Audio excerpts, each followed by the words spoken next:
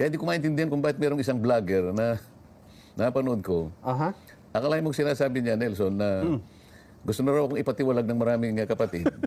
Sapagkat kinaihiya daw nila ako. Dahil bakit daw ako nagpagawa ng ng isang billboard na kasama si Ginoong Pastor si Apollo Ginoong Kibuloy. Apollo Kibuloy. Opo. Eh, bakit kaya hindi siya nag-research din na para sana nagtanong-tanong siya kung sino yung nagpagawa? Opo. Kung sino nakipag-usap? Para sana basta na lang siya magbablog at pagkatapos tatangkain niyang iligaw yung kaisipan ng marami. Alam mo, sa mga kapatid natin, wala akong duda. Hindi naman hindi siya paniniwalaan. Malinaw po sa kaisipan natin yun. Kaya lang, siyempre yung hindi kapatid, na lalo na yung madaling mailigaw, baka ganun nga yung isipin nila.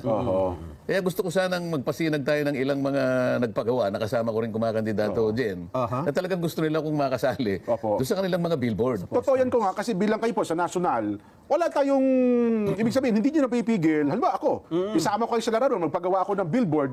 Sabi, hindi nyo, dyan, tigil mo yan. Masama naman ata yun kung nagmamagandang loob na nga po ako sa inyo, di ba? Oo, at ito masasabi ko, yung pagkakagawa ng billboard ni Ginoong Kibuloy, Diyan kasi election kong hindi man lang ako kinausap eh. Ako rin nabigla eh. Ito tapatan tayo, kailangan marinig ng lahat. Sana man lang kung may nag-text sa akin na gagawa po kami ng ganito, ano po bang masasabi nyo? Baka sakaling siguro baka ihanap ko pa ng ng pagpapahintulot halimbawa.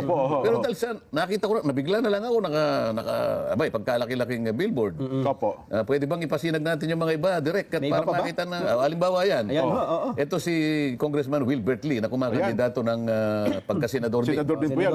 Siya ang pinakamaraming billboard na naisabit sa buong Pilipinas. Sa iba, malalaki yan kong, ha? Malalaki at saka strategic at saka marami. Pero dati ko, mag-isa lang siya. Mag-isa lang siya.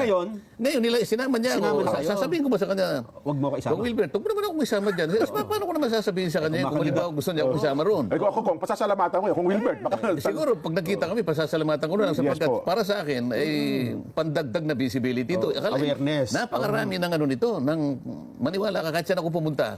Nakikita ko yung mga billboard na malalaki, strategic ang mga lugar. Hindi lang boss poster yan kay Kong Wilbert, talagang billboard. Billboard yan. Naginasusan talaga niya yan. Siguro itatanong ko sa kanya kung meron siya sa doon sa Scarborough Shoal. Palagay ko, sa dami.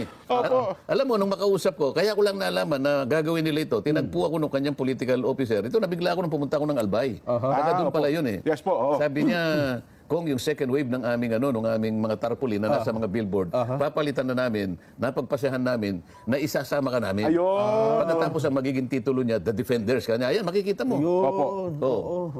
Direct, magpasinag pa tayo ng Yung iba naman. Baka naman sabihin nila, isa lang.